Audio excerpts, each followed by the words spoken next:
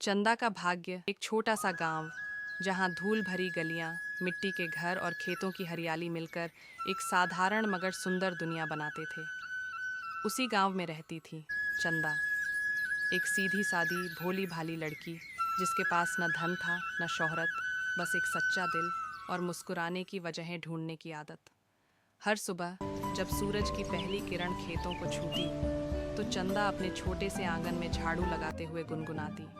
उसकी आंखों में मासूमियत थी, पर चेहरा थका हुआ, जैसे जिंदगी ने बहुत कुछ मांगा हो और उसने सब दे दिया हो। घर में उसकी सौतेली माँ थी, सख्त, कड़वी और हमेशा नाराज। हर छोटी गलती पर डांट पड़ती, पर चंदा चुप रहती, क्योंकि उसके पास जवाब देने से ज्यादा जरूरत थी सहने की। दिन में वो बाजार जाती, दूसरों के घर काम करती, कभी रोटी मिलती, कभी सिर्फ उम्मीद।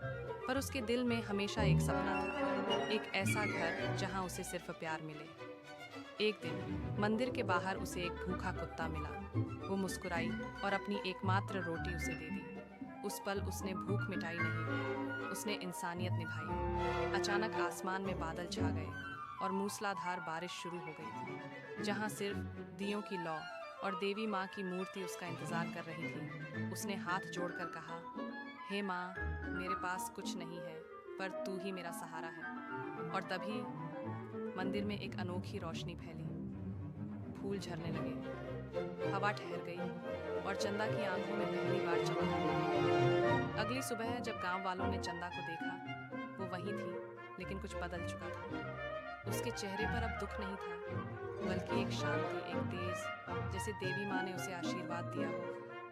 अब चंदा हर दिन मंदिर जाती, दीपक जलाती और मुस्कुराती। वो अब भी वही साधारण लड़की थी, पर उसके भीतर एक असाधारण आत्मा जाग चुकी थी।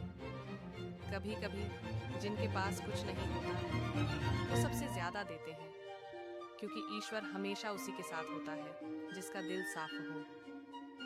यह कहानी चंदा की थी, जिसने गरीबी